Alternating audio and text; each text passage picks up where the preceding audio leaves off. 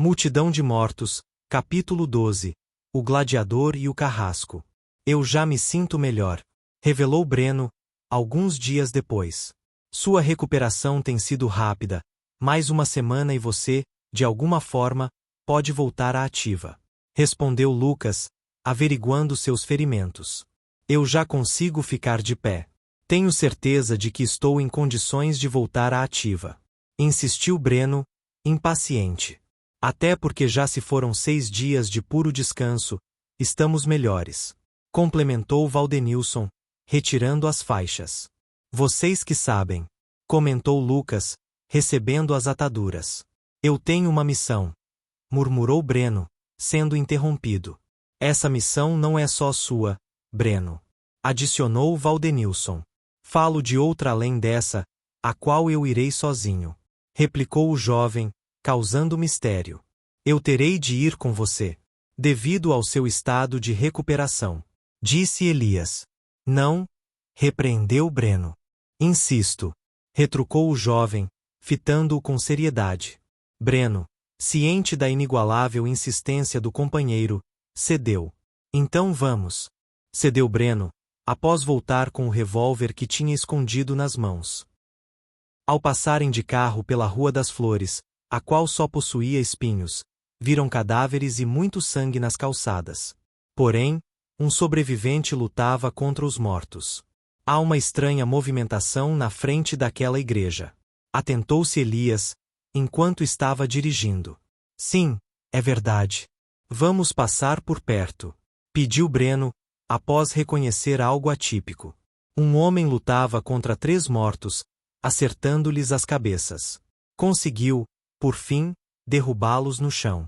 Ao perceber a aproximação do carro, tratou de se esconder, mas já tinha sido visto. Camisa social de cor laranja, calça preta. Manchas de sangue no rosto e um pedaço de pau, porrete, nas mãos. Tinha umas marcas e rugas no rosto, oriundas da meia-idade que trazia em suas costas. Era, certamente, um homem de 42 anos. Josué? Perguntou Breno, reconhecendo-lhe. Breno? Reagiu o homem, desacreditado. Após um breve diálogo, Josué começou a explicar o que lhe ocorrerá e sobre todas as tempestades que teve de enfrentar com a família que ele mantinha oculta no interior do templo. Quando tudo começou, corri com a minha família para cá, tudo para fugir dessas coisas. Desabafou com o semblante abatido. Zumbis. Acrescentou Breno, dando nome aos carnífices. Jamais pensei que isso fosse acontecer. A ciência chegou nos seus extremos. Considerou Josué, imputando a culpa às experiências científicas. O que quer dizer? Questionou Elias, interessado. Pode ser que seja uma doença que tenha causado isto. Disse Josué, avaliando probabilidades. Mas, talvez isso tenha sido fruto de uma experiência científica. Se for, então, há uma espécie de antídoto. Objetou Elias. Bom, se há um antídoto eu não sei. Redarguiu Josué. Mas que esta desgraça nos alcançou de maneira irreversível. Alcançou. Mas essa é uma possibilidade bem pequena. Aludiu Breno, a respeito do antídoto. Por que está ferido? Perguntou Josué, ao olhar as marcas que trazia no rosto e no corpo. Briga. Uma luta contra um canalha. Respondeu Breno friamente, sem olhá-lo nos olhos. O pior de toda essa situação é que até os vivos, em vez de se ajudarem, entram em guerra pelos recursos e espaços que existem. Reconheceu Josué. Há coisas que nunca mudam, sempre existirão homens maus e é preciso ter coragem para matá-los. Alegou Breno, com toda sua sinceridade. Josué percebeu que não estava dialogando com o mesmo menino que conhecera durante os cultos, com quem partilhava a Bíblia, não batalhas sangrentas. Breno havia mudado, de maneira bem rápida. Era impressionante e terrível ao mesmo tempo, ele ser tão frio daquela forma. Como se tivesse sido treinado para tais adversidades. Nós temos um acampamento, ofereceu Breno, após encarar Josué, que permanecia com um olhar fixo sobre ele. Não. Obrigado, estamos bem. Contrapôs Josué, dirigindo o olhar para o interior do templo, onde estava sua mulher e seus filhos. Temos ficado bem. Não nos tem faltado nada, a não ser a paz. Afirmou, fazendo uma breve pausa, olhando para o chão. Bom, foi um prazer conversar com vocês, mas tenho de ir, finalizou Josué, apertando as mãos de ambos e entrando na igreja, sua fortaleza. Trancara sua liberdade juntamente com o portão. Nós também. Cuide-se. Finalizou Breno, em um aceno cordial de cabeça. Acha que, talvez, o fato dele não ter vindo contra nós ainda é porque acredita na morte de vocês? Perguntou Elias. Não. Paulo é astuto, vai querer apanhar para si as coisas que conquistamos, ainda que isso fosse verdade. Contrapôs Breno, olhando o volante nas mãos do colega. Temos que dar um fim a isso. Nem que eu tenha que morrer tentando, mas também vou matar aquele cara. Os dois viajavam por uma estrada. Seguiam de encontro ao acampamento do tio de Breno, Samuel, em uma roça distante chamada Grotão. O jovem queria ver como estava sua família. É mais do que uma simples briga por sobrevivência, não é? Questionou Elias. Sim. Isto é um problema para mim, algo que não pode esperar mais tempo. Quanto mais tempo esperamos, mais pessoas sofrem com isso. Retrucou o jovem. Ao chegarem diante do sítio, perceberam que as cercas tinham sido destruídas e dezenas de zumbis, de origem ignota, ocupavam o local. Breno não conseguiu pensar em nada, apenas saiu do carro, indo de maneira irracional ao encontro daqueles mortos. Você não pode ir, cara. Você vai morrer, gritou Elias, pela janela do carro. As palavras, contudo, não eram suficientes para penetrar o âmago daquele jovem abalado. Ali estava tudo o que tinha fantasiado para si. A sua família, aparentemente, havia sido destruída. Ah! Clamou Breno, estourando os miolos dos zumbis com disparos do revólver. O jovem ia, sem sombra de medo, pelejar contra os expirados. A raiva que abrasava, incendiando sua razão, o deixava louco. Merda! Murmurou Elias a respeito da situação. Breno era oprimido por aquela multidão, mas o vácuo de sensações, que lhe ocupava o peito, tornava-o não só irracional, mas quase imortal em sua dor. Desferia sua fúria sobre os crânios daquelas criaturas, tentando se aproximar da casa, nem que para isso tivesse de devastar aquele bando inteiro. O vazio guiou Breno para a retaliação. Elias vinha atrás, lutando contra os zumbis também, tentando trazer o amigo de volta ao carro. Ao adentrar a casa viu sangue, roupas no chão, uma bagunça total. Encontrou um celular caído e estilhaçado no chão, refletindo a sombra de seu ser, era de sua mãe. Breno chorou. Nunca mais veria a mãe, o pai, o tio, os avós. Todos estavam mortos. Elias entrou e fechou o portão da casa. Logo os mortos tomaram a dianteira. Eu disse que tinha outras prioridades, eu não fui capaz de lutar com eles. Disse Breno com a voz trêmula, chorando. Lembrava-se do encontro que tivera com o tio, enquanto olhava seu reflexo na tela do celular. Colocou suas mãos sobre a cabeça, puxando o cabelo para trás de desespero. Elias se achegou para perto dele, pressentiu sua melancolia e, numa compreensão muda, sentou-se ao lado. Isso não pode ter. Breno alçou os olhos, encarou a sombra da morte mais uma vez presente na tela rachada do aparelho eletrônico. Alguém fez isso. Deduziu, finalmente. Elias, mesmo sem saber o que fazer, tentou ser um ombro amigo. Ei, entendo que é duro, mas não tem como alguém. Contestou Elias, enquanto foi obstruído. Você não sabe. E você não tem certeza. Breno o fitou com a dor presente em seus olhos, num breve silêncio. Mas terei. Contrapôs ele, com o rosto cheio de lágrimas. Levantando-se bruscamente, o jovem foi em direção à saída, a qual estava lotada de zumbis. Abrindo a porta ligeiramente, começou a disparar contra os mortos. Conseguiu matar uns 4 até as balas acabarem. Pegando o facão então, começou a despedaçar aquela multidão de monstros. Elias começou a ajudá-lo, mesmo que fosse loucura enfrentar um grupo de mortos-vivos, daquele jeito. A intenção de Breno era abrir caminho até o carro. Com muito labor conseguiram. Aproximando-se do carro, abriu as portas, Ligou o automóvel e, quando Elias entrou, partiu em direção à Volta Grande. Já estava escurecendo, era fim da tarde. Num ritmo mais veloz, pois Breno tinha pressa, enfim, chegaram ao povoado. Ouviam-se os disparos na praça da igreja, na qual estavam abrigados. Era o momento da guerra. Você pega o carro, dá a volta e veja se os outros estão bem. Articulou Breno, recarregando a arma. Seus dedos colocavam cada bala com prazer. Não seja visto, e venha me ajudar o quanto antes. Você é louco? Questionou Elias, prevendo uma possível tragédia. Breno o olhou de relance, em silêncio, não querendo responder a tal declaração.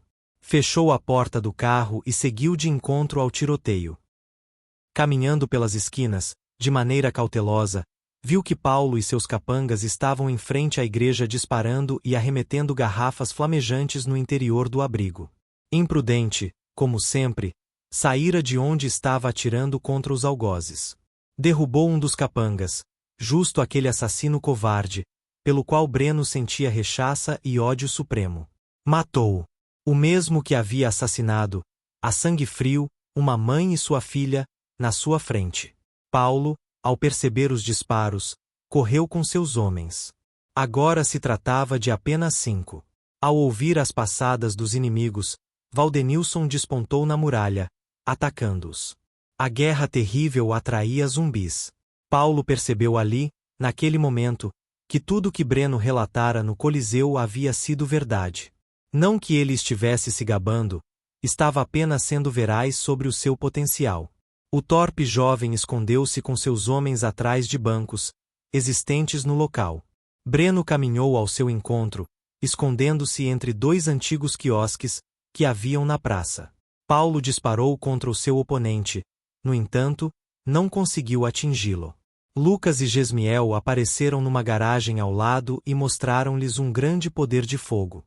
Os homens estavam dispersos, num tiroteio insano, onde perder a vida era algo fácil. Paulo, ousadamente, saiu ao encontro de Breno. Entre disparos e investidas os dois se enfrentavam de maneira brutal. Uma antiga rivalidade desabrochava ali, dando fruto em uma flor de sangue, onde sua podridão exalava cheiro de morte. Tenho que reavaliar meus conceitos sobre você, confessou Paulo, apontando a arma na direção de Breno. Tentando disparar contra ele, Breno se deu conta de que estava sem balas.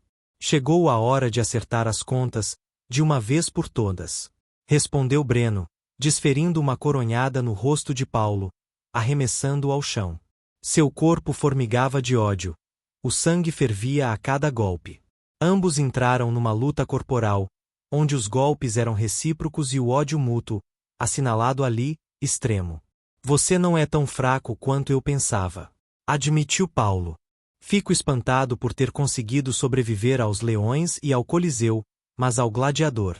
O gladiador enfrentará o seu carrasco, respondeu Breno, desferindo um chute no abdômen de seu adversário, o que o fez cair no chão. Paulo estava abismado com a situação. Como poderia estar perdendo para o que ele imaginava ser um desgraçado da pior espécie? Agora lhe passava pela mente a ideia de que ele era frágil e inútil formiga. E mais, tudo o que tinha feito ao seu oponente não passava de uma pequena mordida diante de um potencial gigantesco. Ali, no centro da praça, não lutavam apenas 2 homens, mas 2 ideias, 2 passados que se recusavam a morrer. Mas ele tinha algo que poderia desestabilizar seu oponente. Foi muito satisfatório ver sua família morrendo, revelou Paulo ao acertar Breno com um soco, que atirou os óculos deste ao chão. Como eles eram estúpidos! Logo ali, no grotão? Onde eu tenho conhecimento pleno da terra. Satirizava Paulo. Paulo revelou a suspeita de Breno. Tinha ido lá com o objetivo de tomar os suprimentos e as armas. Mas, havendo uma guerra com forasteiros, oriundos doutras terras, que almejavam o mesmo, perdeu o controle da horda que levará após si, o que culminou na morte da família de Breno. Nós destruímos a cerca. Não éramos capazes de enfrentá-los pelo seu poder de fogo, então sabotamos o local para exterminá-los. Confessou, com ar de obscuridade. Duras eram estas palavras, as quais confirmavam uma certeza que Breno trazia ao peito. Paulo pôde sentir a resposta com furor de seu oponente, o qual não hesitaria em matá-lo ali mesmo. Um soco arremessou-o ao chão. Novamente Paulo estava a sangrar. Mesmo caído continuava com seu sarcasmo maligno e oportuno. A noite era tenebrosa. Elias apareceu em alta velocidade com o carro na esquina. Dirigindo e disparando, conseguiu atingir, fatalmente, um dos subordinados de Paulo. Mas outro, que estava a cavalo, começou a persegui-lo e atacá-lo. Lucas, naquela noite, atirava a todo vapor, esperando uma cobertura de Gesmiel, o qual, porém, falhou e não deu. Em um momento crucial, a arma de Lucas descarregou. Era um bom atirador, tinha matado um dos inimigos num só disparo, mas, pela falta de proteção, foi alvejado com 2 tiros no peito que o fizeram tombar. Gesmiel, que estava ao lado, ficou chocado, estava recarregando sua arma no momento. Tratou de arrastar o companheiro para dentro da garagem, tentando tratar dos ferimentos, mas era tarde demais. Lucas já tinha a boca coberta de sangue, corpo frio e pulso atípico. Estava morto. Atrás da muralha, Valdenilson mirou, depois de pensar um pouco, disparou 2 tiros cruciais para a derrocada de Paulo. No momento em que se levantaria para atacar Breno, foi atingido pelos 2 tiros, um em cada perna. Ah! Gritou de dor. Não é capaz de lutar comigo? Perguntou Paulo, virando o rosto para trás após cair de joelhos. Olhe para você. Estava quase morto antes disso e acha que poderia me matar? Contrapôs Breno, atraindo sua atenção. Queria ser um gladiador, mas acabou como vitimado que o enfrenta. Você fez exatamente o mesmo com o pai dele, é uma justa vingança.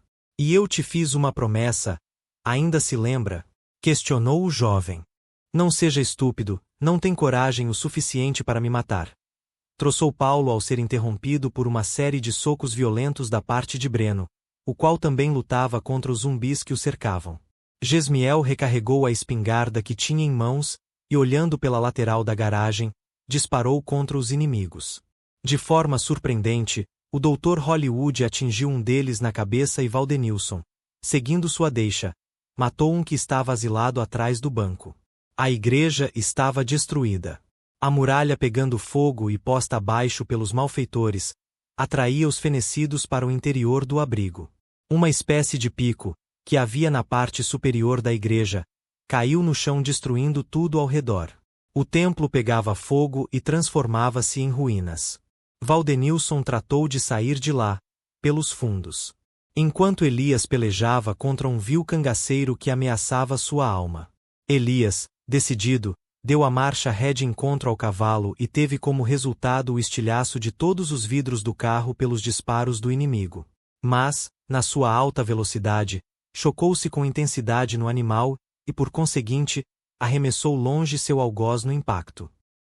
Não vai me deixar aqui para ser comido por esses bichos, não é? Perguntou Paulo, com o rosto machucado e coberto de sangue.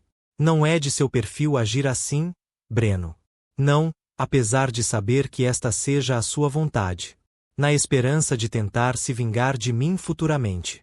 Respondeu Breno, tendo em mãos os óculos e o revólver calibre 38. Colocando os óculos, Breno pegou uma única bala de seu bolso e disse: No antigo mundo em que eu vivia, eu li uma vez, em Maquiavel, que os homens devem ser, ou bem tratados ou destruídos. Não vou cometer a loucura de deixar você vivo, agora. Então é isso? Reagiu, temendo a morte, mas sem poder mover-se. E você ainda diz ser um bom homem? Questionou Paulo, tentando persuadi-lo. Você me atormentou a vida toda, eu te perdoei. Você tentou me humilhar diversas vezes, perdoei, mas não esqueci. E agora você tenta me matar de novo e quer me falar de bondade? Eu sou só um homem com minhas concepções, e uma delas é não deixar você vivo.